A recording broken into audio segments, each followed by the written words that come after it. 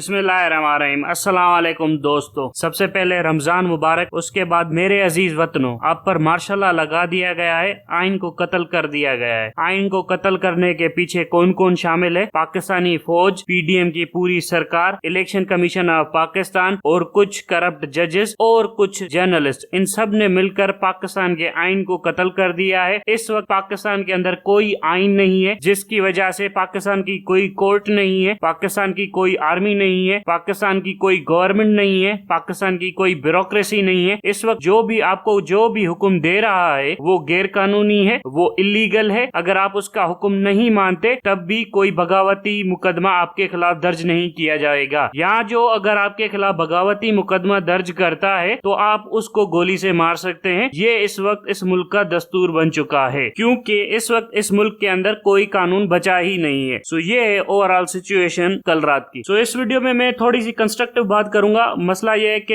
हम सबको पता है कि पाकिस्तान के आइन को टोटली एब्रोगेट कर दिया गया है। अब सुप्रीम कोर्ट इसको अप्रूव करता है नहीं करता है वो हमारा मसला नहीं है, क्योंकि सुप्रीम कोर्ट बहुत सारे पिछले माजी में डिक्टेटरों ने सरेआम आइन तोड़ा, फिर भी उनको जाकर अप्रूव किया। सो ये वाली जो अप्रूवल होगी सुप्रीम कोर्ट की तरफ से ये नहीं मानी जाएगी। सुप्रीम कोर्ट अगर इसे रिजेक्ट करके आउटराइट इलेक्शन कॉल नहीं करवाता तो इससे कम कोई भी स्टेटमेंट सुप्रीम कोर्ट से नहीं ली जाएगी, ना ही मानी जाएगी। सो यहाँ पर हमें फ्री फेयर फॉरन इलेक्शन चाहिए। अगर नहीं होते तो उसके बाद हमें क्या एक्शन करना होगा? यानी सुप्रीम कोर्ट अगर फ्री फेयर इलेक्शन कराने में नाकाम होता है तो पाकिस्तानी को क्या करना होगा, पाकिस्तानी को क्या करना चाहिए, ये वो चीजें हैं जिसके ऊपर मैं डिटेल से इस ऑडियो लॉग के अंदर बात करने वाला हूँ। सबसे पहली चीज, आइन एक इमरानी मुआहिदा होता है जिसमें यह होता है कि हमने रियासत के साथ कुछ कॉम्प्रोमाइजेस किए होते हैं, रियासत ने हमारे साथ कुछ कॉम्प्रोमाइजेस किए होते हैं, यानी एक दूसरे के साथ कुछ वादे वगैरह किए होते हैं। रियासत ने वो निभाने होते हैं, हमने वो निभाने होते हैं। सो रियासत ने वो वादे हमसे नहीं निभाए। फॉर एग्जाम्पल, हमने रियासतों के ऊपर भरोसा किया कि ये हमारे मौशी मामला सुधारेंगे, रियासत ने नहीं सुधारे। हमने रियासत की फौज के ऊपर भरोसा किया कि ये हमारे राइट्स को गार्ड करेगी, उसने नहीं किया। हमने रियासत की अदलिया के ऊपर भरोसा किया कि ये हमें इंसाफ देगी, उसने हमें नहीं दिया। हमने रियासत की सियासी जमातों के ऊपर भरोसा किया कि ये हमारे हकूक के लिए पार्लियामान में आवाज उठाएंगी, उन्होंने नहीं किया। हमने मजहबी रहनुमाओं के ऊपर भरोसा किया कि ये रिलीजियस लेवल के ऊपर हमारी सियासी समाजी हकूक के हवाले से बात करेंगे, उन्होंने नहीं किया। हमने मीडिया के ऊपर, जो कि fourth pillar of the state खुद को कहता है, उसके ऊपर भरोसा किया कि ये हमारे हकूक के ऊपर डाका नहीं मारेगा, लेकिन उन्होंने नहीं किया। अल्टीमेटली उन्होंने करप्ट टोले को आकर बिठा दिया जिन्होंने मुल्क के अंदर आइन को एब्रोगेट कर दिया। अब मसला यह है कि एब्रोगेशन को अगर supreme court with in 2 weeks negate नहीं करती तब क्या करना होगा पाकिस्तानियों को यह सोचना चाहिए, पीटीआई को यह सोचना चाहिए और हम सबको यह सोचना चाहिए। मैं बता देता हूं हमें क्या करना होगा। सबसे पहली चीज, पाकिस्तान आर्मी के अंदर 250 बटालियन है। हमें किसी ना किसी तरह से इन तमाम तर बटालियंस को अपने कंट्रोल में लाना पड़ेगा, यानी पाकिस्तान को डायरेक्ट अवामी एक्शन डे करना पड़ेगा जिसमें हमने इस 250 बटालियंस का टोटल कंट्रोल हासिल करना पड़ेगा। वजह बताता हूं क्यों। क्योंकि पीपुल्स पार्टी वालों के पास, नून लीग वालों के पास पैसा भी है, हथियार भी है। अगर अवाम जाकर उनसे लड़ेंगे तो इनके पास फायर पावर ज्यादा है और पाकिस्तानी फौज की हिमायत भी है। हमें सबसे पहले इन 250 बटालियंस को, जिससे पाकिस्तानी आर्मी को ताकत मिलती है, जिससे पाकिस्तान के आर्मी चीफ को ताकत मिलती है, जिसने आइन को कत्ल करने में पीडीएम की जमहूरियत की हिमायत की है। ये यहाँ पर याद रखा जाए कि पाकिस्तान के आर्मी चीफ ने पीडीएम गवर्नमेंट की मदद की है आइन को कत्ल करने के लिए। सो हमें इस 250 बटालियंस का कंट्रोल चाहिए। 250 बटालियंस के अंदर मिडिल क्लास के बंदे हैं, लोअर मिडिल क्लास के बंदे हैं, आम गरीब लोग बैठे हुए हैं। उनको समझना पड़ेगा कि इन्होंने पाकिस्तान की आवाम के हक के ऊपर डाका मारा है और ये भी पाकिस्तानी आवाम से आ रहे हैं। सो इनको हमारा साथ देना पड़ेगा। इन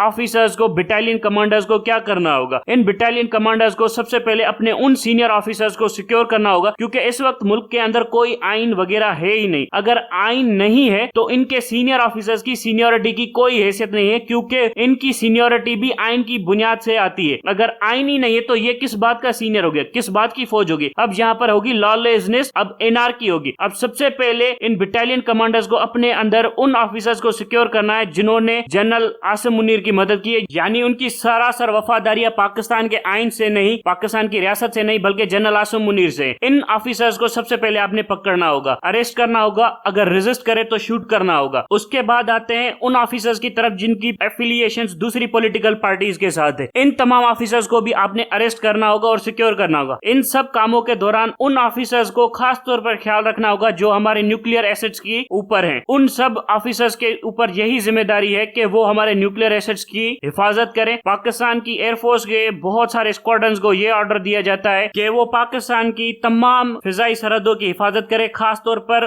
उस फिजाई सरहदों की जो हमारे न्यूक्लियर वेपन्स के ऊपर आती है। इसके बाद आता है हमारी एयरफोर्स के अंदर उन ऑफिसर्स का जिनकी किसी न किसी तरह से कोई पॉलिटिकल एफिलिएशन है, जो उन पार्टियों के साथ है जिन्होंने आइन को मुअत्तल करने में हाथ बटाया है। सो उन्हें भी सिक्योर करना बहुत ज्यादा जरूरी है, उन्हें अरेस्ट किया जाए, उन्हें इम्प्रिजन किया जाए। उसके बाद आता है असल मामला। यहाँ पर उन जजेस को भी अरेस्ट करना जरूरी है जिन्होंने पाकिस्तान के आइन को तोड़ने में इस पीडीएम हुकूमत की मदद की। उसके बाद उन मीडिया लोगों का भी अरेस्ट करना बनता है जिन्होंने मीडिया के ऊपर नैरेटिव बनाया, उनको भी अरेस्ट करके इम्प्रिजन करना जरूरी है। किसी को मारना नहीं है, खास तौर पर इन मीडिया में से या इन जजेस में से, क्योंकि इनके ऊपर ट्रायल चलेगा और बड़ा अच्छा ट्रायल चलेगा। उसके बाद हमने पीडीएम की तमाम सियासी जमातों को सिक्योर करना है। इन तमाम जमातों को पकड़ के, इनके वर्करों को पकड़ के, इनकी खास तौर पर उन गवर्नमेंट लीडरशिप को पकड़ के उनको जेलों में डालना है, ताकि हम इनके ऊपर मुकदमा चला सके पाकिस्तान के खिलाफ बगावत का, पाकिस्तान के आइन को सबोटाज करने का, पाकिस्तान की हुकूमत पर कब्जा करने की साजिश करने का। जैसे ही आप ये सब कुछ करने में कामयाब हो जाएं, उसके बाद हम फौरन ही इस मुल्क के अंदर एक फ्री फेयर इलेक्शन करवा देंगे जिसमें पीटीआई को जिताकर प्राइम मिनिस्टर बना देंगे। उसके बाद हम पार्लियामेंट से हम आपके तमाम एक्शन को लीगलाइज कर देंगे। उसके बाद हम इन सब क्रिमिनल्स के ऊपर जिन्होंने रियासत की पीठ में पाकिस्तानी रियासत के साथ गद्दारी की, पाकिस्तानी रियासत के ऊपर कब्जा करने की कोशिश की, पाकिस्तान के अंदर जमहूरियत को कमजोर करने की कोशिश की, पाकिस्तान की अवाम का हक छीनने की, हक हुकूमत छीनने की कोशिश की, इन सब के ऊपर आर्टिकल 6, आर्टिकल 5 के तहत मुकदमा चलाएंगे। यहाँ पर इन तमाम तर सिपाहियों को याद रहे कि इस पूरी अफरा तफरी में हमारे बैरूनी दुश्मन जो बाहर हैं वो भी फायदा उठाने की कोशिश कर सकते हैं। इनमें से दो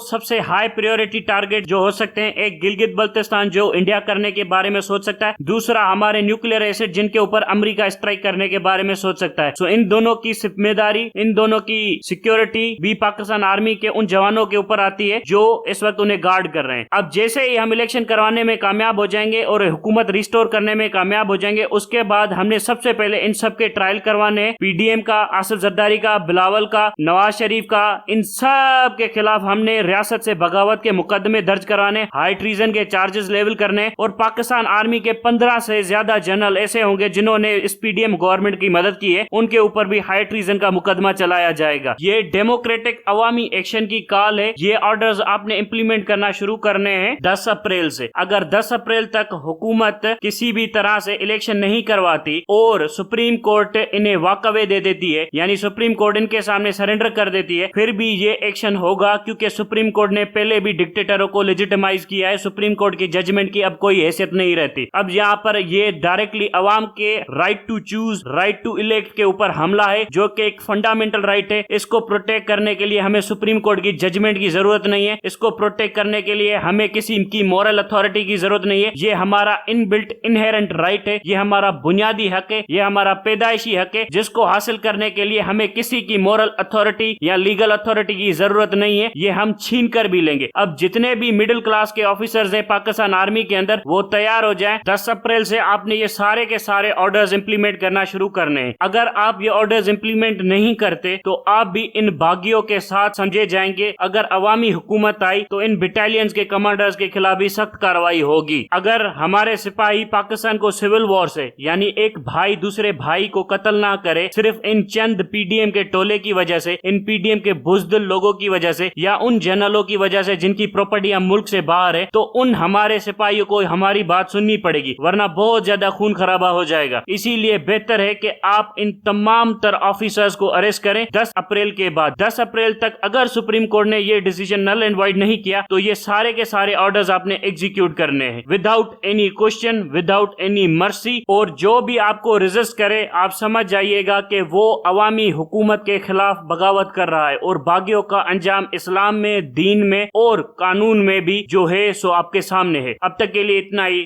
थैंक यू वेरी मच।